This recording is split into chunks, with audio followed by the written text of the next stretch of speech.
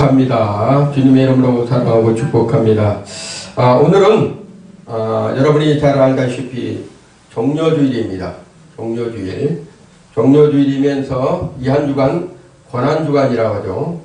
자, 오늘 마가복음 11장 1절에서 10절의 말씀으로 우리 주님 가신 길이라는 말씀 제목으로 함께 은혜를 나눌까 합니다. 자, 사순절이라는 것은 지금 사순절을 지나고 있죠. 사순절이라는 것은 부활절 전, 부활절 전, 다음 주가 이제 부활절이에요. 부활절 전 예수님의 고난을 기념하는 기간이라고 그래요.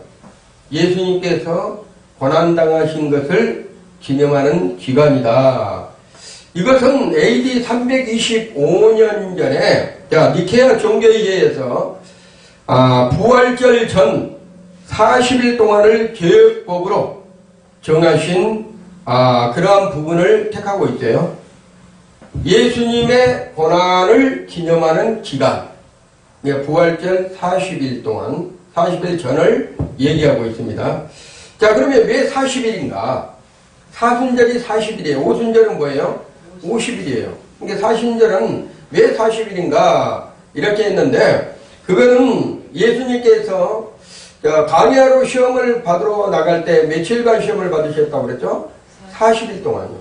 40일 동안 금식하면서 마귀에게 시험 받을 때 그 기간을 통해서 사순절을 이렇게 했다고 합니다. 자, 보면 초대 기독교의 사순절 저기를 매우 엄격히 했어요.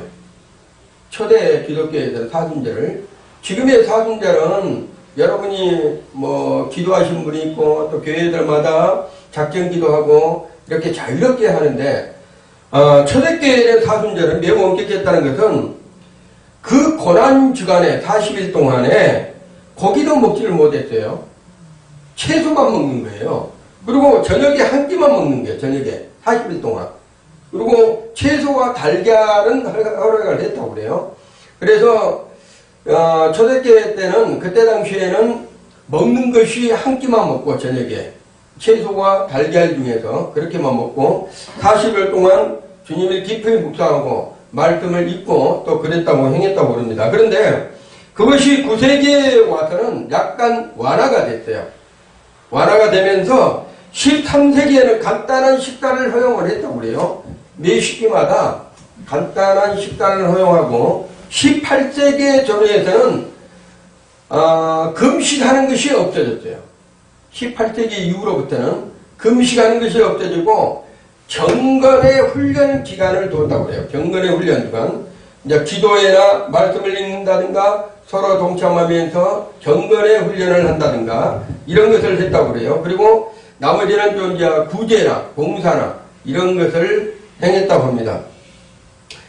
우리 기독교에서는 십자가의 부활은 빼놓을 수가 없습니다. 기독교 자체가 십자가 부활에 대한 부분이 없어지면 기독교로서 성립할 수가 없어요.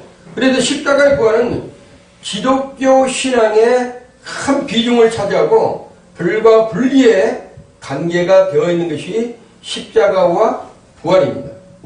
자, 기독교의 가장 큰 축제가 뭐예요? 우리 여러분이 알다시피 축제가 두 가지가 있죠. 첫 번째는 부활절, 12월 달에 성탄절, 축제가 두 가지 있어요. 그런데 그 축제 중간에서도 부활절은 반드시 고난을 통과해야지만 부활의 영광을 맞이할 수가 있다고 합니다. 십자가의 고난이 없는 부활은 없습니다. 죽음이 없는 부활은 없다는 것이에요. 그래서 부활을 맞이하려 한다면 반드시 십자가의 죽음을 맛보아야 됩니다. 십자가의 죽음을 맛보지 아니하면 부활의 영광이 없습니다. 그래서 이 한 주간에 우리가 고난주간이라고 그러잖아요. 이 고난주간에 여러분이 깊이 예수 그리스도의 십자가의 고난을 묵상하면서 또 말씀을 읽으면서 나에 대한 십자가가 어떤 것인가, 나에 대한 십자가가 어떤 모양인가, 내가 지니고 있는 그 십자가가 어떤 것인 것을 여러분이 한번 깊이 묵상하는 한 주간이 되었으면 합니다. 그러면 예수님께서 일주일 동안 고난 주간에 있었던 일별로 한 번씩 하나씩 제가 한번 보려고 합니다. 첫 번째로 오늘입니다. 주일날. 주일날은 예수님께서 예루살렘으로 입성을 했어요. 오늘 그래서 종려주일이라는 거예요. 종려나무를 흔들면서 종려나무를 바닥에 깔고 예수 그리스도가 나귀를 타고 예루살렘에 입성할 때를 예루살렘에 입성한 것을 종려주일이라고 합니다. 자, 일명 종려주일이라 하는데 이날을 우리가 어떻게 한다면 지키고 있다는 거예요. 지키고 있다는 거예요. 종려주일. 그리고 예수님께서 갈릴리 전도를 마치시고 유월절을 지키기 위해서 이스라엘 백성들 그때 당시에는 유월절을 지키기 위해서 예루살렘으로 모든 사람이 직결을 합니다. 유월절을 지키기 위해서. 그래서 모든 사람들이 직결하는데 예수님께서도 갈릴리 전도를 마치시고 예루살렘으로 오시는데 예루살렘에 입성할 날에 많은 사람들이 길가에서 나와서 종려나무를 꺾어서 길에 피고 종려나무를 흔들면서 호산나 다윗의 자손으로 왕으로 오신 이여 하면서 소리를 지르면서 예수님을 맞이하는 거예요. 여기서 주목해야 될 부분이 있어요. 오늘 본문에서 여러분들이 주목해야 될 부분이 있습니다. 어떤 것이라면 예수님을 한 번도 보지도 않고 예수님을 한 번도 만나보지도 않는 사람이 예수님께서 제자들에게 저 맞은편 마을로 가서 한 번도 타보지 않는 나귀가 있다. 그 나귀 새끼를 끌고 오라. 이렇게 제자들에게 명합니다. 근데 제자들이 어떻게 했어요? 처음에는 예수님께서 그렇게 얘기를 하니까 맞은편에 나귀가 있다는 것도 예수님께서 어떻게 아시고 그리고 한 번도 타보지 않는 그 나귀를 어떻게 아시고 그리고 그 주인도 잘 모르는데 예수님께서 그냥 끌고 오시라는 거예요.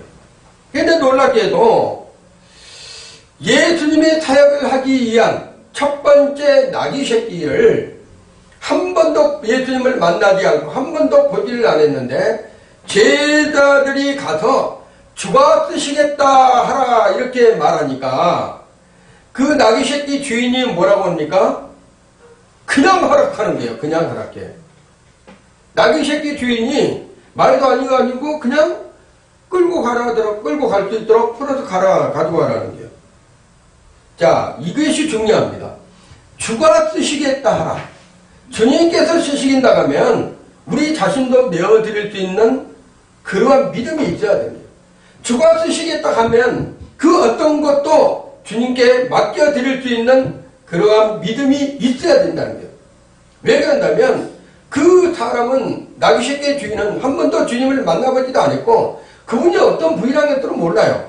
그렇지만 주가 쓰시겠다 하니까 그냥 그것을 나귀 새끼를 내어준 것처럼 우리의 믿음도 항상 주가 쓰시겠다 하면 내가 어떤 급한 일이 있더라도 내가 좋은 일이 있더라도 내가 어떤 일을 감당할지라도 주가 쓰시겠다 하면 순종할 수 있는 믿음을 가져야 된다는 거예요. 기꺼이 내 자신을 내어줄 수 있는 믿음을 가져야 됩니다. 그것뿐만이 아닙니다. 우리가 살아가는 데 있어서 주님께서 명령하시면 그 즉시 순종하는 믿음이 가장 중요하다는 거예요. 그랬을 때 우리 하나님께서 그분과 동행하는 삶을 살아갈 수 있다는 것입니다. 자, 예수님께서 그 나귀 새끼를 풀어오는 나귀 새끼를 타고 올라가는데 거기에서 뭐라고 한다면 사람들이 종려 가지를 꺾고 흔들면서 뭐라고 외칩니까? 호산나 이렇게 외칩니다. 호산나. 그 뜻은 비노니 무슨 뜻을 한다면 구원하소서 이렇게 외치는 거예요. 그 사람들이 종려나무 가지를 흔들면서 비노니 우리를 구원하소서 이런 부분으로 흔들고 있습니다. 자, 아마도 그때 당시에는 정치나 경제나 사회나 모든 것들이 억압을 당할 때예요. 억압을 당하고 있을 이스라엘 백성들 유대인들이었습니다. 그래서 뭔가 자유함을 누리고 구석에서 자유함을 누릴 수 있는 이런 것을 원했을 수도 있어요.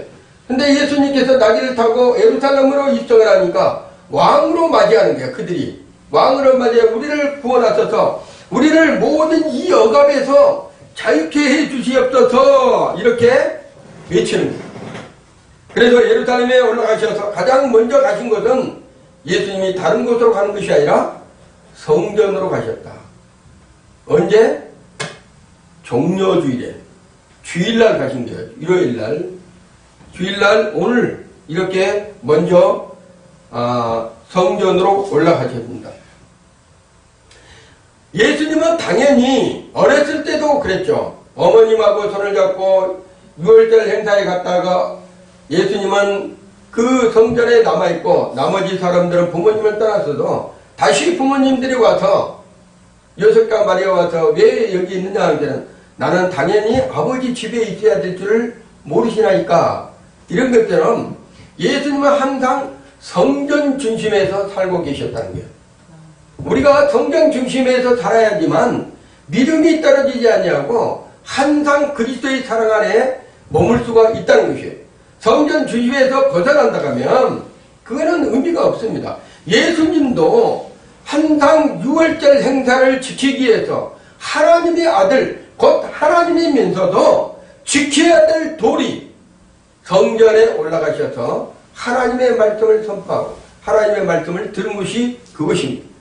자, 이 두 번째 날 월요일입니다. 내일이죠. 어떻게 보면 두 번째 날 월요일에는 뭘 했느냐? 성전을 깨끗하게 했죠. 성전에 올라가서 왕의 대우를 받고 호산나 다윗의 아우시로 오는 왕으로 오신 이여 하면서 호산나 호산나 받고 성전에 들어가서 월요일날 말한다면 성전 정결 의식을 했다는 거예요. 보니까는 그 성전 올라가기 전에 성전에 올라가는 도중에서 길가에 서 있는 열매 없는 나무를 봤죠. 그 나무가 뭐죠? 무화과 나무. 열매를 따먹으려고 그 무화과 나무 앞으로 갔는데 열매가 하나도 없는 거예요. 근데 그 무화과 나무는 계절이 지금 되어지지 아니어서 열매를 맺을 수 없는 것이었습니다. 근데 예수님께서 그 나무에게 들어가서 열매를 없는 것을 알시면서도 열매를 따먹으려고 그리 갔었는데 열매가 없는 것을 알고 예수님께서 꾸짖으신 거예요. 뭐하게? 무화과 나무에게. 다시는 이 무화과 나무에서 열매를 따먹지 못할 것이다. 쉽게 말하면 저주를 퍼붓은 거죠. 거기다가. 근데 이 무화과 나무가 무엇을 상징한다면 무화과 나무가 열매 없는 것을 예수님이 아셨지만 이 무화과 나무는 무엇을 상징한다면 이스라엘을 상징하고 있었던 거예요. 무화과 나무는 이스라엘 민족을 상징하고 있는 것입니다. 왜 그랬을까? 예수님께서 때도 안 됐는데 열매도 없는 무화과 나무에서 열매를 따먹으려고 가다가 그 무화과 나무를 저주를 했던 것은 곧 이스라엘 백성들을 놓고 얘기를 한 것이었어요. 자, 왜 그랬다면 자, 이스라엘 백성들은 형식에만 중요시해야 됐어요. 형식. 내용이 없었다는 거예요. 내용이. 하나님을 온전히 섬긴다 하시면서도 형식에서만 치우쳐 있었지 거기에 대한 하나님의 중심적인 사상에서는 그들이 머물지 못하고 있었다는 거예요. 주님의 준엄한 심판이죠. 주님께서 명령해서 그 무화과 나무를 저주했던 것처럼 이스라엘 백성들이 유대인들이 누구를 십자가에 못 박았어요? 하나님을 십자가에 못 박았습니다. 예수 그리스도를 십자가에 못 박은 거예요. 열매 없이 입만 무성하지 않는 그러한 이스라엘 백성들에게 예수님께서 저주를 퍼부신 것처럼 지금 현재 하나님의 백성들이 열매 없는 무성한 입만 있고 낳고 있는지 우리 자신들을 점검할 필요가 있습니다. 여러분들이 한 주간에 살아가면서 특히나 내일 정죄의 시간이 전에 예수님께서 우리에게 찾으신 것이 뭔가 내가 열매가 없고 무성한 입만 나와 있는 그러한 이스라엘 백성들에게 책망했던 것처럼 우리 자신이 믿음이 그렇지 않냐는가 한번 점검을 해볼 필요가 있습니다. 성전을 들러보시고 예수님께서 안타까워하시는 거예요. 그 성전 안에는 물건을 팔고 매매를 하고 돈을 바꾸며 비둘기를 팔고 장사치들이 가득 차 있어, 성전 안에가. 그래서 예수님께서 실망을 하고 분노를 하면서 그 성전에 있는 모든 물건들을 엎으시면서 돈 바꾼 한전들을 다 내쫓이고 채찍을 만들어서 비둘기도 모두 다 그냥 내쫓습니다. 그래서 그 분노를 폭발하면서 하나님의 성전을 광도의 소굴로 만들어 드렸느냐? 어떻게 하나님의 성전을 돈 바꾼 파르치안 세상적으로 가득 차게 만드느냐? 거기에 내용이 없는 이스라엘 백성들, 이스라엘 민족, 유대인들에게 다시 한번 징계하는 그러한 목소리로 책망을 하십니다. 그렇듯이 우리의 삶이, 우리의 성전, 육신된 성전이 세상 것으로 가득 차 있으면 안 된다는 거예요. 우리가 거룩한 예배당도 마찬가지겠지만 우리의 삶이 성전이에요. 우리의 몸된 성이 성전입니다.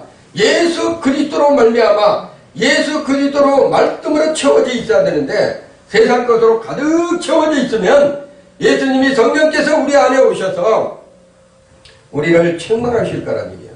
우리를 거룩한 하나님의 사람으로 바로 세야 될 줄로 믿습니다. 자, 셋째 날. 자, 화요일 날이죠. 화요일 날은 뭐를 했다면 제일 큰 계명이 무엇이냐? 그리고 가부의 두 랩돈에 대해서 예수님께서 말씀하셔요. 자, 서기관들이 계명 중에 가장 큰 계명이 무엇이냐고 질문을 해요. 누구에게? 예수님에게. 아니, 성경을 우리가 보니까 우리가 모세의 5경을 쭉 보니까는 거기에서 가장 큰 계명이 그럼 뭐냐? 예수님이 충만하게 해서 그런 이제 물어보는 거예요. 그래서 예수님께서 아주 간단하게도 간결하게 그들에게 대화를 해주죠. 답을 해주는 거예요. 첫 번째는 내 마음을 다하고 목숨을 다하고 힘을 다하여 주 너의 하나님을 사랑하는 것. 예수님께서 그 서기관과 그 바리새인들과 제사장 앞에서 그렇게 말씀하시는 거예요. 내 마음을 다하고 목숨을 다하고 힘을 다하여 주 너의 하나님을 사랑하는 것이고, 둘째 계명은 내 이웃을 내 몸같이 사랑하는 것이니라. 이걸 가르쳐 준 거예요. 그러고 나서 자, 하나님께 대한 성도의 의무는 무조건적이지만 이웃에 대한 의무는 자신의 몸이 가르쳐 줌으로써 자, 기독교의 핵심은 하나님 사랑과 이웃 사랑이라는 것을 그들에게 다시 한번 깨닫게 해준 거예요. 너희가 사랑한다 하지만 진정한 사랑은 내 이웃을 내 몸과 같이 사랑해야지만 하나님을 사랑할 수가 있다. 그래서 하나님 사랑과 내 이웃 사랑이 무엇인지를 예수님께서 정확하게 다시 한번 이스라엘 백성들에게 일러주는 거예요. 그리고 그 다음에 하신 일은 성전에서 가부가 조심스럽게 와서 두 랩돈을 연보객회에다 황금함에다가 넣는 것을 본 거예요. 그래서 예수님께서 그 황금함에 넣는 것을 보시고 그 가부를 칭찬하는 부분을 말하고 있습니다.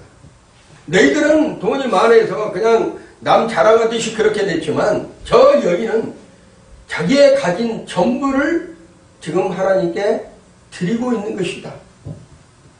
그래서 정성이 무엇인지를 가르치는 거예요. 하나님 앞에 물질을 드릴 때, 그 다음에 어떤 내 삶을 드릴 때 그냥 대충대충이 아니라 정성을 다해서 하나님 앞에 드리는 그 부분을 말씀하고 있는 것입니다. 신앙의 부분은 양보다도 질을 우선한다는 거예요. 많은 것보다도 정성을 하나님께서 그 마음을 보신다는 것을 주님의 의도를 하나님의 자녀들에게 가르치고 있는 것입니다. 넷째로 수요일 날입니다. 수요일 날은 어떤 날이라 한다면 한 여인이 와서 주님 앞에 헌신하는 거예요. 한 여인이 마리아죠. 이날은 특이한 사건은 한 여인이 와서 예수님의 발밑에 앉아서 향유를 뿌리고 자기의 머리카락으로 예수님의 발을 닦는 거예요. 이건 놀라운 것입니다. 사람들이 이해를 못해요.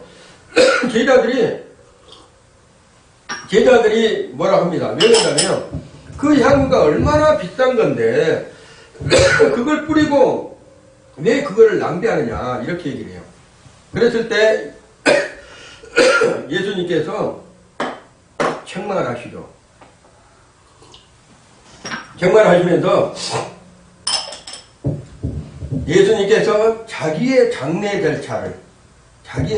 절차를 미리 이 마리아가 하는 것을 제자들에게 일러주는 거예요. 여러분, 예수님의 장례 절차를 예수님의 마리아가 헌신하는 이 부분은 하나님께서 이 마리아를 통해서 미리 약속하시고 정하신 부분이라는 것을 여러분이 아셔야 됩니다. 왜 그러냐면 이 300데나리온의 값비싼 것을 허비를 하고 할 수 있는 것은 사람이 할 수가 없어요. 그 비싼 것을 여러분 생각해 보세요. 엄청난 것을 낭비를 하면 그 낭비의 부분으로 해서 사람들에게 영향을 줄 수도 있어요. 그런데 제자들은 지금 예수님과 3년 반 동안, 공생일 동안 뭐 하신 분들이에요? 제자들로서 예수님과 같이 행동했던 사람들이에요. 하물며 예수님께 그 향유 300데나리온이라는 것을 1년치 전 재산을 팔아서 썼던 그 엄청난 값어치 있는 향인데 그것을 뿌리고 그냥 예수님의 발을 닦으니까 제자들이 특히나 가룟 유다는 더 그랬죠. 제자들이 책망을 하죠. 근데 예수님은 그 값비싼 향유와 예수 그리스도의 십자가에 달리신 장사 지내는 역할은 비교할 수가 없는 거예요. 어떻게 보면 비교할 수 없는데 인간의 눈으로 바라보는 그 시점이 얼마나 쉽게 말하면 탐욕스러운 것인지를 다시 한번 우리가 깨닫게 될 수밖에 없는 거예요. 기쁘신 하나님의 뜻을 깨닫지 못하고 그 보여지는 환경에, 그 보여지는 그 모습에 값비싼 것에 사람이 욕심이 떨릴 수밖에 없다는 거예요. 그래서 우리의 마리아처럼 교만과 허영과 욕심과 이런 것들을 버려야 된다는 거예요. 누구에게?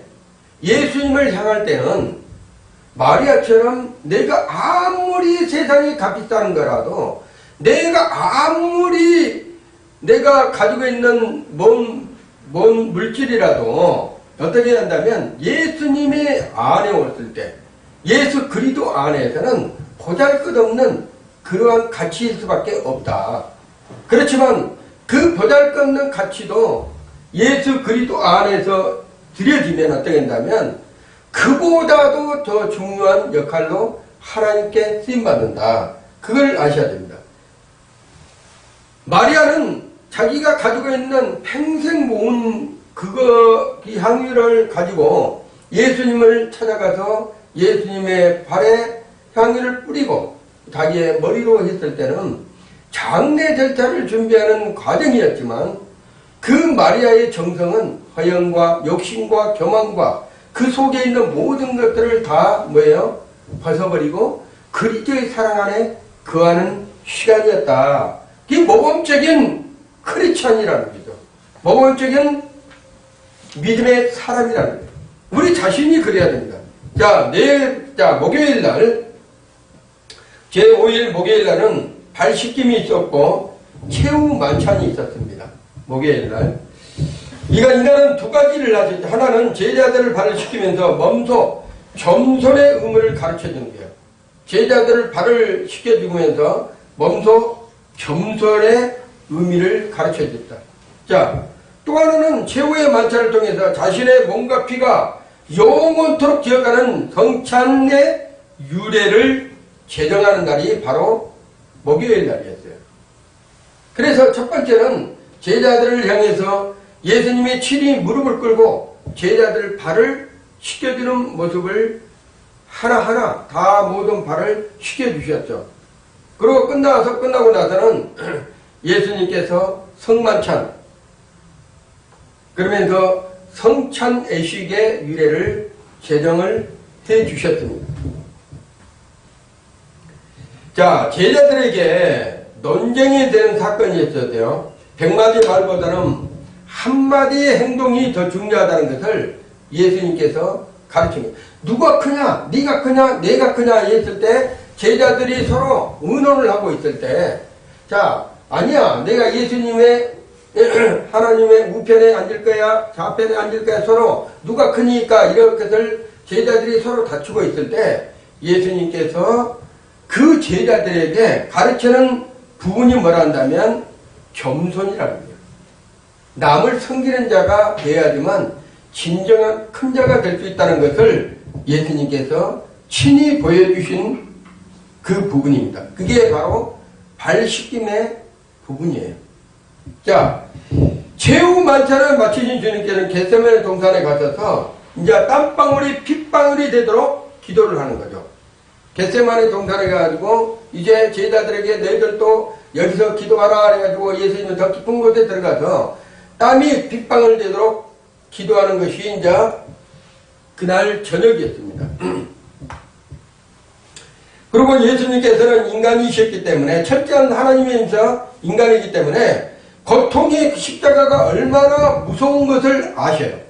그래서 이 뒷순자를 내게서 물러가게 도와달라고 간구하는 기도도 예수님은 드렸습니다. 그렇지만 내 뜻대로 마옵시고 하나님의 아버지의 뜻대로 되기를 원하나이다.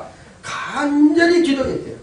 땀방울이 핏방울이 되도록 그렇게 기도하고 예수님은 그날 어떤 일이 있다면 저녁에 체포가 다니죠. 자, 그날 여섯째 날입니다. 여섯째 날에 이제 금요일이죠. 성금요일이라는 거예요. 그날이. 성금요일은 맞으시고 십자가에 이제 달리시는 날이에요. 목요일날은 제자들의 발을 씻겨주시고 성만찬, 빵과 피에 대한 부분을 그리고 몸과 피에 대한 부분을 얘기를 하시고 성천의 성례 의식을 행하시고 뭐라 한다면 이제 잡히시고 겟세마네 기도를 통해서 마음을 정리하신 예수님께서는 유다와 입맞춤할 때 군중들의 손에 넘어가는 거죠. 유다가 이제 배신하고 예수님이 유다와 입맞춤을 할 때 예수님이 잡히시고 이제 군중들의 손에 들어가서 십자가의 사건을 이루시기 위해서 예수님의 인류의 모든 죄를 짊어지시고 그 십자가의 걸음을 걷는 날이 언제란다면 금요일입니다. 자, 그래서 그 십자가가 얼마큼 중요한가? 그러면 십자가에 달리실 때 예수님께서 자, 그 십자가에 달리시는 순간에 7마디 말이 있죠. 예수님께서 딱 7마디 말씀만 하셨어요. 7마디 말씀하는데 첫째는 뭐라 한다면 아버지여 죄를 사하여 주옵소서 자기가 하는 것을 알지 못하나이다. 누가복음 23장 33절에서 34절에 나와 있는 말씀이에요. 자, 평소에 예수님께서 하신 말씀대로 원수를 사랑하라 그 말씀을 선포한 것이 그 자리였습니다. 저들이 지금 나를 십자가에 이렇게 달고 있는데 저들이 하는 일을 모른다는 거야. 저들이 무엇을 지금 하고 있는지를 전혀 모르는 상태야. 그냥 예수님이 십자가에 못 박아라 하니까 그냥 십자가에 못 박는데 예수님은 하나님 아버지의 뜻대로 지금 행하시고 있는 거예요. 하나님께서 예정하신 모든 것을 지금 이루고 하나님께 행하시는 모든 것을 감수하면서 지금 이루어 가는데 저들은 자기들이 하고 있는 일이 무엇인지를 지금 도무지 알지를 못합니다. 그래서 뭐라 한다면 저희들의 죄를 용서하여 주시옵소서. 예수님께서 하시는 말씀이 첫 마디가 그 말씀입니다. 자, 자기를 십자가에 못 박은 자들을 위해서 예수님 뭐라 한다면 용서의 본을 보여주셨다는 거예요. 십자가는 고난입니다. 그래서 우리가 세상에 살아갈 때 그리스찬으로서 세상에 본을 보여줘야 되는데 그 본이 뭐라 한다면 십자가의 사랑이에요. 예수님의 그리스도의 사랑. 그게 뭐라 한다면 남들이 내게 지탄을 하고 남들에게 내게 비판을 하고 남들에게 내게 돌을 던지니 있더라도 예수님께서 말씀하신 것처럼 저들의 죄를 용서하여 주시옵소서. 이러한 믿음을 가지고 예수 그리스도를 따라가는 믿음의 사람이 되어야, 본보기가 되어야 된다는 거예요. 자, 두 번째 하시는 말씀이 뭐란다면, 좌우편 강도에게 있었던 그 강도가, 한 강도가 얘기하는 거 있죠. 나를 어떻게 해요? 생각해 달라는 거예요.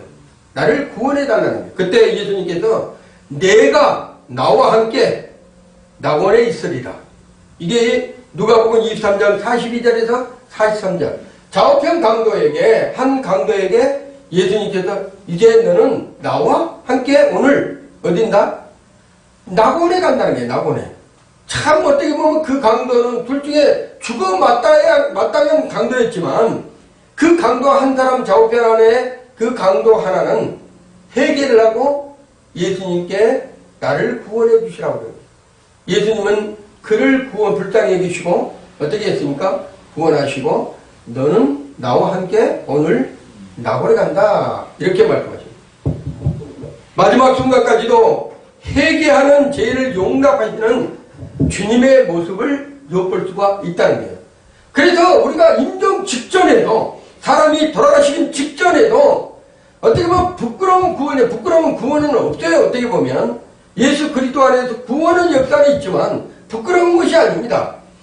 임종 직전에도 이 좌우편 강도가 회개를 하고 구원을 받았던 것처럼 우리는 끝까지 뭐를 해야 돼요? 한 영혼을 위해서는 구원의 본을 보여야 된다. 예수님이 가르치시는 그러한 부분입니다. 셋째로, 세 번째 말씀은 뭐라 한다면, 여자여 보소서 아들이니라. 보라 내 어머니라. 그러면서 요한복음 19장 26절에서 27절의 말씀에 나와 있습니다. 이것은 뭐라 한다면, 아들을, 인간적인 부분으로 보면 아들이죠. 예수님이 마리아 아들입니다. 요셉의 아들이에요. 하나님이십니다. 예수 그리스도지만 아들입니다. 근데 그 아들을 잃고 눈물을 흘리는 그 어머님에게, 마리아에게 그 부모의 효성을 지극히 보여주는 장면이 세 번째 말씀이에요. 여자여. 여기서 여자라는 것은 낮은 말이 아닙니다. 자, 보소서 아들이다. 보라 내 어머니라. 그 어머니의 지극한 효도에 대한 부분을 여기서 세 번째 말씀에서 나타나고. 자, 네 번째 말씀은 그러면 어떤 거냐? 7원 중에 네 번째 말씀은, 자, 예수님께서 이제 창을 찔리시고 못을 박히시고 이러한 부분에 했을 때 마지막 이제 임종 직전 네 번의 말씀은 이런 말씀입니다. 마태복음 20장 45절에서 46절의 말씀에 엘리 엘리 라마 사박다니, 엘리 엘리 라마 사박다니. 요즘 여러분 이 엘리 엘리 라마 사박다니는 외워야 돼요. 이 뜻이 뭐란다면, 하나님은 자신의 아들일지라도 죄 있는 것을 용납할 수 없다는 하나님의 공의로운 심판을 예수님이 받아들입니다. 나의 아버지, 나의 하나님, 어찌하여 나를 버리시나이까? 자, 엘리 엘리 라마 사박다니, 나의 하나님, 나의 하나님, 어찌하여 나를 버리시나이까? 자, 하나님이면서도 절대한 인간이신 예수 그리스도, 죄가 없으신 예수 그리스도가 인류의 모든 짐을, 죄악을 짊어지실 때 예수님께서는 그 공의로운 심판의 십자가에서 예수님을 예면하신 것입니다. 어떤 사람이든 예수님이라 할지라도 죄가 들어오면 어떻게 해야 돼요? 예수님, 하나님은 예면하십니다. 죄가 있으면 공의로운 심판의 그 결과를 그때 보여주는 것이 십자가였다. 다섯째 말씀은, 자, 예수님께서 엘리 엘리 라마 사박다니 하시면서 다섯째 말씀, 내가 목마르다. 요한복음 19장 28절. 철저하게 인간의 모습을 보여주는데요. 이제는 피를 다 쏟고 물을 다 쏟다 보니까 이제 뭐합니까? 탈진 상태가 된 거예요.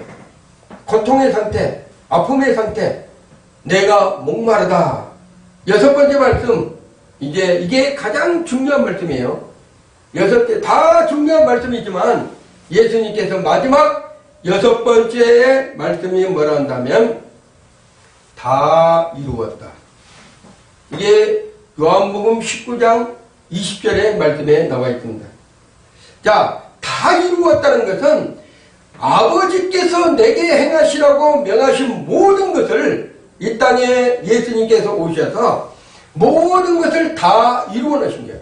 그 순간에 사악한 마귀 악한 영들의 왕국이 완전히 파쇄되고 있는 거예요. 예수님께서 다 이루어 놓으신 것은 악한 영이 행했던 이 땅의 모든 계계를 예수님께서 다 성공리에 마치 놓으신 거예요. 그리고 마지막 게 7번째 말씀에 이제 아버지께 뭐합니까? 내 영혼을 부탁하나이다. 예수님께서 말씀하신 거예요. 그리고 인정하신 거예요. 마지막 때 아버지여 내 영혼을 부탁하나이다. 예수님이 하나님이 자시면서도 아버지에게 자기 영혼을 부탁한다고 얘기를 하시고 인정하신 부분을 알 수가 있습니다. 그리고 7번째 날은 이제 토요일이에요. 이렇게 금요일 날 예수님께서 인정하시고 토요일 날은 그러면 뭘 했나? 토요일 날은 예수님이 십자가 밑에서 내려오셔가지고 아리마떼 요셉이 누구죠? 자기의 무덤, 아리마떼가 자기의 무덤, 자기가 죽으면 들어갈 그 무덤을 빈 무덤이 있는데 그 무덤을 내어주신 분이에요. 그리고 예수님을 그곳에 뭐예요? 안장을 시키게 도와주신 분이 아리마떼 요셉이다. 자, 수많은 사람들이 있었어요. 거기에 예수님을 주려고 따른 사람이고 호산나 다윗의 아들이 왕으로 오신 이여 함등에서 수많은 부자들도 있었고 수많은 사람들이 있었고 수많은 제자들도 있었고 엄청난 제자들 500명 또한 70명 또한 12명 수많은 제자들도 있었어요. 그런데 예수님이 돌아가시고 임종했을 때 무덤을 내어준 사람은 전혀 다른 아리마떼 요셉 그분이었다는 거예요. 여러분 그것도 알아야 된다. 왜 요셉이 내어준지. 예수님은 철저하게 고통받으시고 성경에서는 예수님께서 왜 빨리 임종을 했을까? 그것도 아버지의 배려였다는 거지. 너무 고통스러운데 너무 고통스러워 있으면 안 되겠길래 예수님은 좌우편 강도보다도 먼저 임종을 하나님께서 도우신 거예요. 아버지께서. 그러니까 성경은 제3시에 십자가에 못 박히시고 제9시에 운명하셨다고 증언하고 있는 거예요. 12시부터 몇 시까지? 6시간 동안 오후 6시까지 십자가에 달리시면서 그 고통을 인내하고 당했던 거예요. 그리고 6시간 있다가 예수님이 임종하셨어요. 그때 아리마떼 요셉이 자기의 무덤, 자기가 들어갈 무덤이었었지만 예수님께 내어드리고 그곳에 안장을 하시도록 도와주셨어요. 자, 말로만 믿는 사람들이 유혹을 따라서 다 도망갔잖아요. 특히나 베드로는 뭐라 했습니까? 내가 죽을지는 그렇게 배신을 하지 않겠다는 베드로까지도 전부 다 예수님을 배반하고 떠났던 모든 제자들이 떠나고 철저하게 예수는 애로운 분을 혼자 십자가에서 지시면서 가상 십자가의 상에서 7마디를 하시고 임종했을 때도 철저하게 제자들에게 벌음을 받고 아리마떼 요셉을 통해서 무덤에 안장할 수밖에 없는 그러한 삶을 사시다가 예수님은 주님 품으로 가셨습니다. 그렇듯이 우리가 이 땅에 살면서 어떻게 살아야 되는가? 예수님께서 한 주간에 이 고난 주간을 통해서 우리에게 보여주셨던 그 모습이 우리는 어떻게 깊이 묵상을 해봐야 되는가? 예수님이 살아계실 때 제자들과 함께 동행했던 삶 3년 반 공생의 기간에 예수님이 수많은 천국 복음을 그들에게 가르쳐주고 그렇게 살라고 일러주고 행했던 제자들마저도 예수님께서 십자가에 달리실 때 고난의 그 아픔에 가장 고통스러울 때 모든 사람들이 배반하고 예수님을 등지고 따라갔습니다. 그렇지만 그 가운데에 희생양으로 예수님을 맞이했던 마리아의 장자되는 그 향유 옥합을 깨뜨려서 예수님을 맞이했던 그 마리아처럼, 그리고 제일 먼저 달려가서 부활의 현장으로 달려갔던 그 마리아처럼 우리도 겸손한 마음으로 다음 주 주일날이 부활주일입니다. 그렇듯이 이 한 주간은 여러분이 깊이 묵상함으로 이 한 주간의 말씀을 깊이 또 읽고 그 안에 주님을 만나는, 그리고 주님과 동행하는 한 주간이 되시기를 예수 이름으로 축원을 드립니다.